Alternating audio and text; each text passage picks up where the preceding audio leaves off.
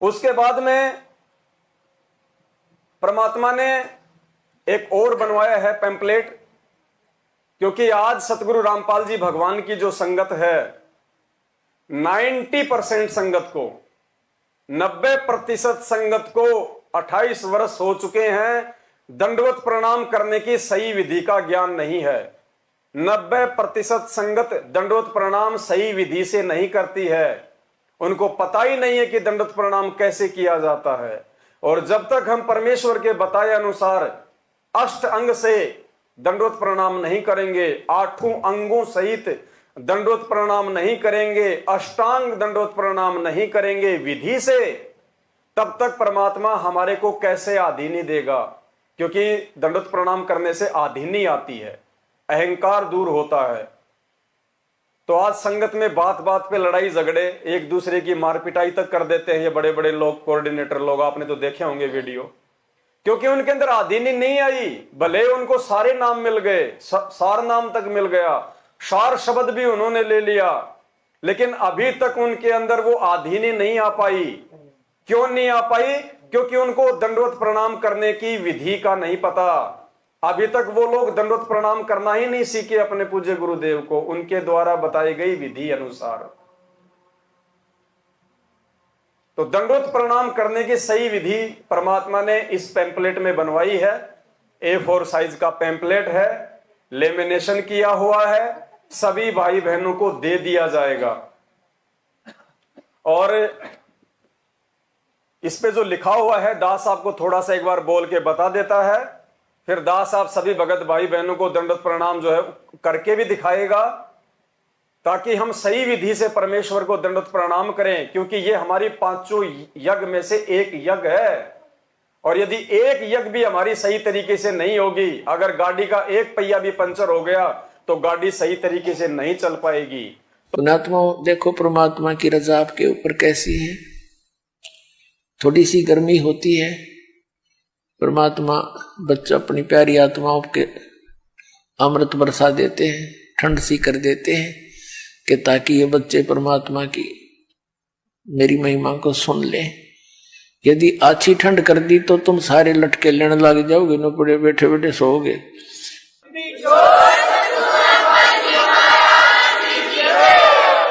तो जितनी आवश्यकता है उतना ही अपने बच्चों को डोज देंगे। और पुण्यात्माओं, यदि जिसमें पूरा विश्व इस सत भक्ति को स्वीकार करके और अपने अपने घरों में ये 5 यज्ञ किया करेगा, फिर देखना सतयुग में ऐसा होता था, इतने पुण्यकर्मी प्राणी होते थे, यदि कोई 10 व्यक्ति बैठकर और चर्चा कर देते थे कि भगवान वर्षा नहीं हुई, आपके बच्चे दुखी हो गए, उसी समय परमात्मा वर्षा कर देते थे। यानी कोई अभाव सतयुग में नहीं होता था। पिता से पहले पुत्र नहीं मरता था, स्त्री विधवा नहीं होती थी। अब पुण्यात्माओं, जब हमारे कर्म सुधर जाएंगे और जो हम कर्म कर रहे हैं सत भक्ति ये पूरा विश्व करेगा, तो सब वही सतयुग जैसा ही एक बार फिर से वातावरण होगा। तो अब हमने कोई गफलत नहीं करनी है। अब हमने हर प्रकार से भक्ति मार्ग पे आंखें खोल के चलना है, देखा देखी में नहीं चलना है। हमने भगतों को प्रसन्न नहीं करना, हमने परमात्मा प्रसन्न करना है। अष्टांग दंडवत, 8 अंग सहित दंडवत प्रणाम करने की सही विधि। अब 8 अंग कौन कौन से हैं? जिन 8 अंगों को हमने जमीन पे स्पर्श करते हुए दंडवत प्रणाम करना है। अब 90% भगत भाई बहनों को नहीं पता कि शरीर के वो 8 अंग कौन से हैं जिनको दंडवत प्रणाम करते समय जमीन से स्पर्श करना होता है। अगर आप बेड पे दंडवत प्रणाम कर रहे हो तो बेड से स्पर्श होने चाहिए। अगर आप किसी गद्दे पे या चटाई पे कर रहे हो तो गद्दे और चटाई से वो शरीर के 8 अंग स्पर्श होने चाहिए, तब हमारा दंडवत प्रणाम परमेश्वर को स्वीकार्य होता है। तो 8 अंग परमात्मा ने बताया। हाथों के दोनों पंजे, ये जो हाथों के जो दोनों पंजे ना, ये वाले यूं, हाथों के दोनों पंजे, हाथों की दोनों कोहनी, हाथों की दोनों जो है ना ये कोहनियां, ये भी जमीन से स्पर्श होनी चाहिए दंडवत प्रणाम करते समय। माथा, ये हमारा मस्तिष्क, माथा ये जमीन से स्पर्श होना चाहिए। नाक, नाक हमारा जमीन से स्पर्श होना चाहिए। पेट जमीन से स्पर्श होना चाहिए। पैरों के दोनों घुटने जमीन से स्पर्श होने चाहिए। पैरों के दोनों पंजे। और फिर परमात्मा ने बताया कि दाएं पैर के पंजे पे बाएं पैर का पंजा हल्का सा चढ़ाकर दंडवत प्रणाम करना है। और संगत में क्या करते हैं भाई बहन, पैर के ऊपर पैर रख देते हैं, उसको पहाड़ जैसा बना देते हैं।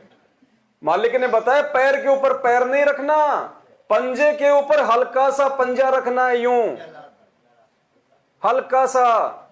तो ये 8 अंग हो गए। इन 8 अंगों सहित हमने अपने पूज्य गुरुदेव भगवान को दंडवत प्रणाम करना है। और वो कैसे किया जाता है, उसकी क्या विधि है, परमात्मा ने बताया कि सबसे पहले दंडवत प्रणाम करते समय सबसे पहले आप अपने घुटने टेक के जमीन पे बैठिए। कैसे, दास आपको थोड़ी सी विधि जो है वो करके बताएगा, ताकि जो जो भाई बहन वीडियो देखेंगे सभी जान जाएं उस चीज को, और दंडवत प्रणाम करते समय हमसे कोई भी त्रुटि ना हो। तो पुण्यात्माओं, हमें परमात्मा ने बताया कि सबसे पहले जब हम अपने गुरुदेव को हम दंडवत प्रणाम करें, तो सबसे पहले तो हमने इस पोजीशन में हमारा जो दरबार साहिब है, जहां भी हमने अपने घर पे जो लगा रखा होता है, दरबार साहिब के सामने हमने इस प्रकार से बैठ जाना है, यूं हाथ जोड़ के परमात्मा को यूं। और उसके बाद में परमेश्वर ने बताया कि सबसे पहले आपको जो भी मंत्र प्राप्त है, प्रथम मंत्र, सतनाम, सारनाम, जो भी आपको मंत्र प्राप्त है, सबसे पहले यदि आपको प्रथम मंत्र प्राप्त है तो आप कम से कम एक जो प्रथम मंत्र का है आप उसका जाप करो, पहले बोल के या फिर अपने मन ही मन में एक मंत्र केवल। और यदि आपको सतनाम प्राप्त है तो आपने सतनाम का जाप करना है। अगर आपको सारनाम प्राप्त है तो आपको सारनाम का जाप करना है। यानी जो भी आपको बड़ा मंत्र प्राप्त है वो मंत्र आपने दंडवत प्रणाम करते समय 1 या 2 मंत्र आपने उसके जाप करने हैं। और वो मंत्र जाप करने के बाद में फिर आपने अपने पूज्य गुरुदेव जी के दर्शन करने हैं। अगर सामने यदि साक्षात है गुरुदेव आश्रम में या कहीं भी, तो हमने सबसे पहले अपने गुरुदेव के दर्शन करने हैं। यदि हम अपने घर पे दंडवत कर रहे हैं तो हमने अपने गुरुदेव की छवि के दर्शन करने हैं, हमने उनकी फोटो के दर्शन करने हैं, बिल्कुल आराम से यूं। और उसके बाद में फिर हमने ये शरीर के जो 8 जो हैं ये हमारे अंग, हाथों के दोनों पंजे, हाथों की दोनों कोहनी, माथा, नाक, छाती, पेट और ये पैरों के दोनों घुटने, और दाएं पैर के पंजे पे बाएं पैर का हल्का सा जो है वो पंजा। फिर हमने अपने गुरुदेव को दंडवत प्रणाम करना, सीधा लंबा लेट के डंडे की तरह। मालिक ने लिखा हुआ है, जैसे आपको दास अभी करके बताएगा।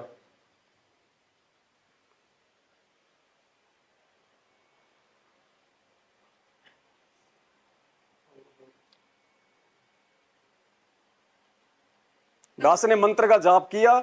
मंत्र का जाप करने के बाद में हमने सामने अपने गुरुदेव के दर्शन करने हैं, क्योंकि ये जो रिहर्सल है परमात्मा हमसे जो यहां करवा रहे हैं, ये हमारे को त्रिकुटी पे काम आएगी।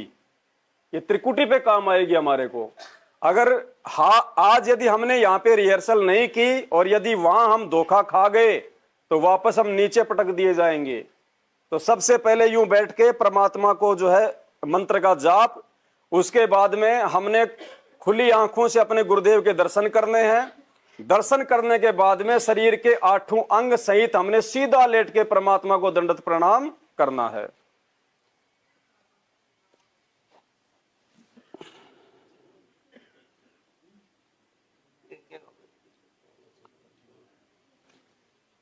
ये हमारे हाथों के दोनों ये पंजे हो गए, ये वाले, ये हमारी जो है ये कोहनी हो गई, और ये हमारा माथा हो गया, ये नाक हो गया, छाती हो गई, पेट हो गया, पैरों के दोनों जो है घुटने हो गए, और फिर ये दाएं पैर के पंजे पे ये हमारा दायां पैर है, राइट वाला हमारा पैर है दायां, इसके ऊपर ये लेफ्ट वाला बायां वाला, इसका हल्का सा जो है ये पंजा यूं चढ़ा के यूं नहीं करना हमने। बहुत सारे भाई बहन यूं करते हैं, यूं, ये गलत है, ये विधि सही नहीं है। परमात्मा ने लिखा हुआ और परमात्मा ने बोला हुआ है, केवल दाएं पैर के पंजे पे बाएं पैर का हल्का सा पंजा यूं रख के।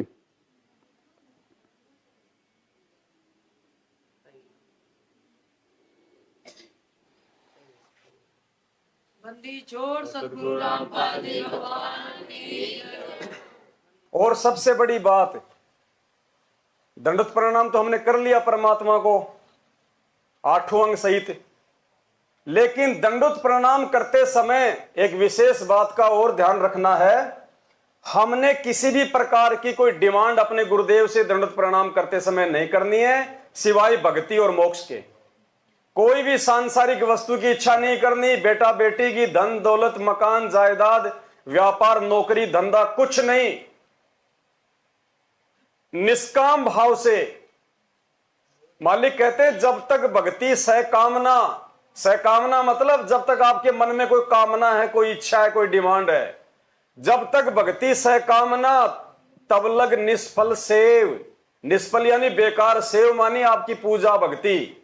अगर आप अपने मन में कोई इच्छा पाल के यदि परमात्मा की भक्ति कर रहे हैं, क्योंकि दंडवत प्रणाम भी तो परमात्मा की भक्ति का एक अंग है।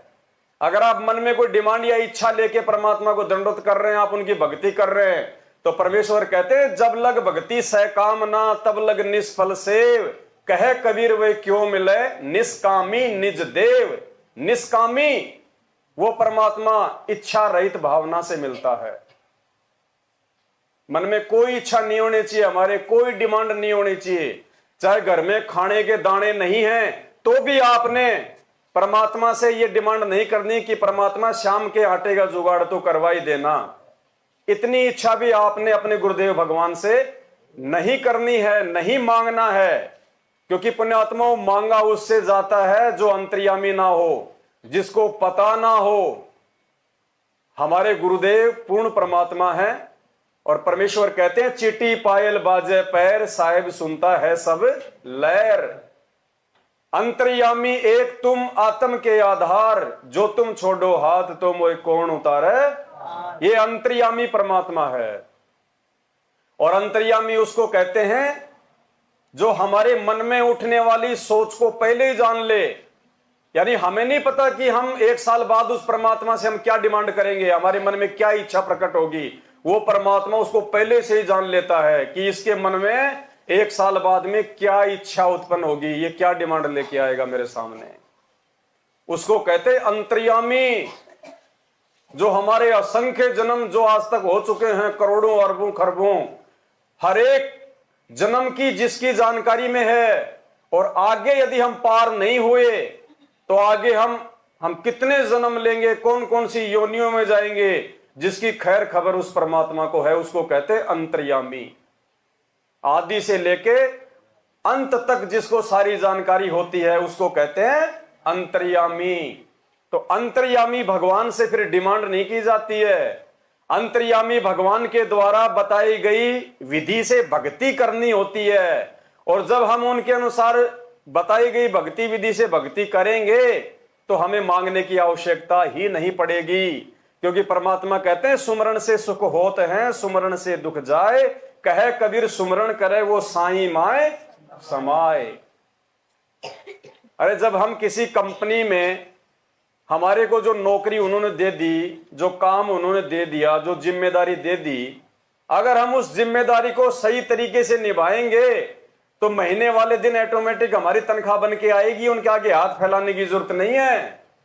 वो वहां का नियम है, वहां का विधान है।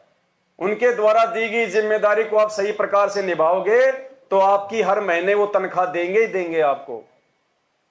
तो इसी प्रकार हम इस परमेश्वर के द्वारा बताई गई भक्ति को, 5 यज्ञ को सही विधि से करेंगे तो हमने मांगने की आवश्यकता नहीं है। परमात्मा ने बताया कि 6 महीने का बच्चा होता है, उसको नहीं पता कि 2 महीने बाद में सर्दी का सीजन आ रहा है और तेरे को स्वेटर भी चाहिएगी, तेरे को जूते भी चाहिएंगे, उसको कुछ नहीं पता। लेकिन वो अपने माता पिता पे आश्रित होता है, इसलिए माता पिता को पहले से उसकी चिंता होती है। 15 दिन पहले लाके अपने घर पे रख देंगे उसके जूते, स्वेटर, सब कुछ, सारा सामान। तो इसी प्रकार जब हम अपने गुरुदेव भगवान पे आश्रित हो जाएंगे, उनके अलावा हम और किसी को ना पूजेंगे, ना हम किसी को जानते, ना हम किसी को मानते।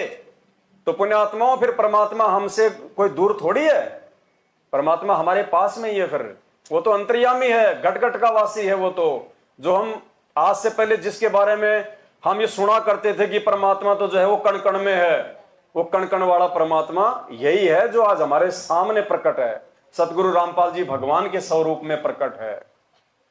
तो 8 अंगों सहित दंडवत प्रणाम करने की ये विधि परमपिता परमेश्वर जी के आशीर्वाद से इस कागज पे लिख दी गई है, लेमिनेशन करवा दिया गया है। हम सभी भाई बहनों ने भी इसी आधार से करनी है। ये हमारा यज्ञ है, ये प्रणाम यज्ञ है। और हमारे घर में जो बच्चे हैं, माता पिता हैं, उनको भी हमने समझाना है, सबसे हमने इसी प्रकार से दंडवत प्रणाम करवाना है। ये आप सभी भाई बहनों को साथ संगति के बाद में मिल जाएंगे, कोई चार्ज नहीं है, मुफ्त में मिलेंगे आपको।